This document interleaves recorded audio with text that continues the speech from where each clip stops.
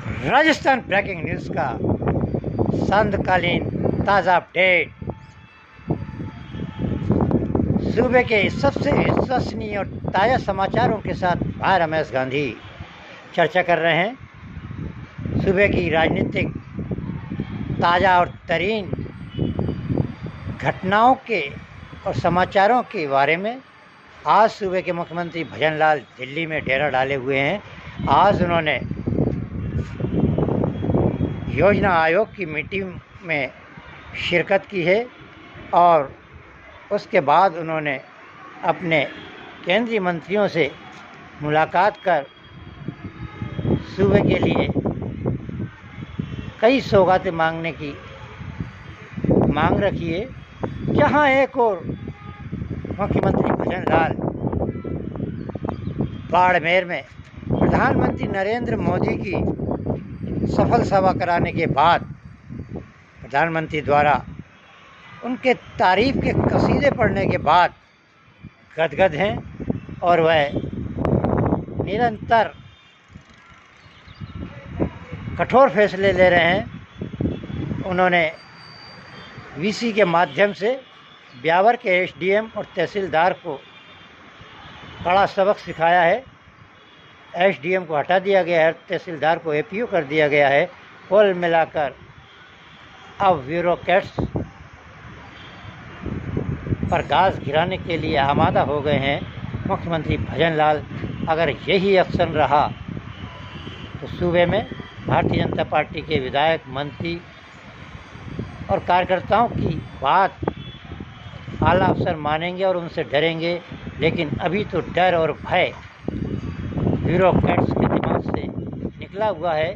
वह मंत्री और विधायकों को तो कुछ समझते ही नहीं हैं और कार्यकर्ताओं को तो वह एक कीड़े मकोड़ों की तरह समझते हैं और बात नहीं सुनते हैं। जहां एक और कोटा विकास प्राधिकरण में लाखों करोड़ों रुपए खाकर ज़मीनों पर कब्जा कराने वाले सचिव के कोठारी ने लोगों को यूआईटी सचिव होते समय खुली छूट दे दी थी लूटने की, उस पर लगाम लगाई है। कोटा विकास प्राधिकरण के चेयरमैन राजेंद्र सिंह शेखावत और विकास प्राधिकरण के आयुक्त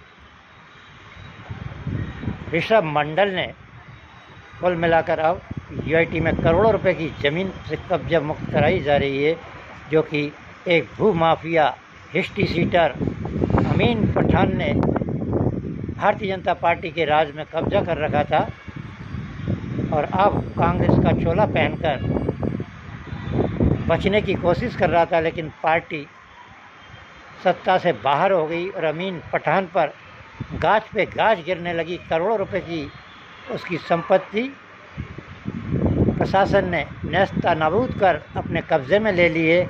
वहीं दूसरी ओर उस पर, उसकी पत्नी पर और उसके गुर्गों पर कई केस दर्ज हो गए हैं। कई केसों में अमीन पठान अभी भी फरारी में चल रहा है। वो पार्टी का, कांग्रेस का महासचिव है। कुल मिलाकर महासचिव का पद खरीदने के लिए उसने अशोक गहलोत, रंधावा, डोडासरा और धारीवाल को मोटी चांदी की जूतियाँ पहनाई थी, इसलिए उसे महासचिव के पद से नवाजा गया। जैसे ही नवाजा गया उस पर घास गिरी और करोड़ों रुपए की संपत्ति जो कि उसने गरीब जनता की खून पसीने की कमाई से कमाई थी, वह सब ध्वस्त होकर रह गई। चर्चा कर रहे हैं हम कांग्रेस पार्टी की।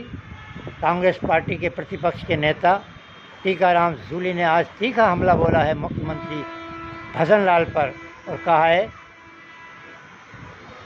कि प्रधानमंत्री और राष्ट्रीय परियोजना महानरेगा में राजस्थान सूबे में कुछ जिलों में कितना दुर्व्यवहार किया जा रहा है श्रमिकों से, उसका जीता जाता उदाहरण देखिएगा। ये महिलाएं कड़कड़ाती 45 डिग्री टेम्परेचर में गड्ढे खोद रही हैं, पानी की एक एक बूंद के लिए तरस रही है। घर से बोतल में पानी लाती हैं तो वह इतना गर्म हो जाता है कि मानो उसको गैस पर उबालकर अभी लाए हों। कुल मिलाकर महानरेगा में मज़दूरों की स्थिति बहुत दयनीय है कई ज़िलों में, और कई ज़िलों में भीषण भ्रष्टाचार घोटाले भी हैं, और कई ज़िलों में लोगों को राहत नहीं दी जा रही है। वहीं चर्चा कर रहे हैं हम मानसून की। मानसून बहुत बेईमान हो रहा है, जहाँ एक और दिन में भीषण वेव चल रही है, हाई अलर्ट पर कई ज़िले चल रहे हैं, लू की चपेट में कई लोग मर गए हैं और लोग घरों से नहीं निकल रहे हैं। वहीं दूसरी ओर शाम को भीषण आंधी और तूफान आता है और सारे वातावरण को ठंडा कर जाता है, लेकिन दूसरे दिन भीषण गर्मी तपन होती है। आज देखिएगा क्या मानसून बेईमान हो रहा है। आसमान में नीले बादल शस्य श्यामला में बदल गए हैं। कई ज़िलों में भीषण बारिश हो रही है। जोधपुर में भीषण बारिश, आंधी और तूफान में कई पेड़ उखड़ गए हैं, कई लाइट के पोल उखड़ गए हैं और कई टीन टप्पड़ के परखच्चे उखड़ गए हैं। कोटा में भी 4 बजे से भीषण आंधी और तूफान का दौर चल रहा है, और उसमें काफ़ी लोग परेशान हो रहे हैं। लोगों का निकलना दुर्लभ हो रहा है, क्योंकि आंधी और तूफान में टीन उड़ रहे हैं, पेड़ गिर गए हैं और भीषण अंधेरा चल रहा है। कुल मिलाकर इस तूफान ने लोगों का जीना हराम कर दिया है। वहीं दूसरी ओर चर्चा कर रहे हैं हम कोटे के कलेक्टर की। कोटे के कलेक्टर ने एलन में तो ये ऐसा काम कर रखा है मानो वह वहाँ पढ़ाते हों। जो बच्चे अभी गरीबों के 99% साइंस में, कला में, वाणिज्य में लेकर आए हैं, आज तक उन्होंने अभिनंदन करना भी मुनासिब नहीं समझा है।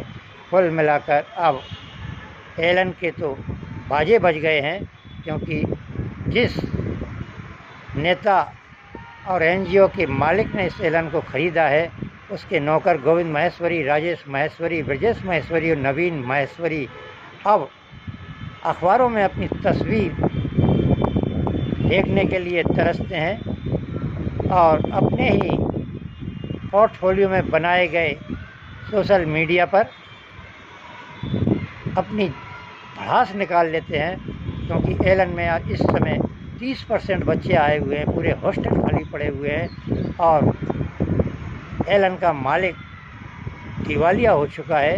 वह भी करोड़ों अरबों रुपए लगाकर अपना ब्याज नहीं निकाल पा रहा है, इसलिए उसने गोविंद माहेश्वरी, ब्रजेश माहेश्वरी, राजेश माहेश्वरी और नवीन माहेश्वरी के साले साली और उनके परिजन और उनके गुरु के चेले चपाटे सहित 1500 लोगों को बाहर का रास्ता दिखा दिया है। कुल मिलाकर अब एलन में बहुत घनघोर भीषण संकट आ गया है। लेकिन इन माफियों ने पहले ही ज़मीनें बेचकर अरबों करोड़ों रुपए कमा लिए हैं और आज इनकी ज़मीनें कौड़ी के भाव कोई ख़रीदने को तैयार नहीं है। कुल मिलाकर अब एलन दिवालिया हो चुका है।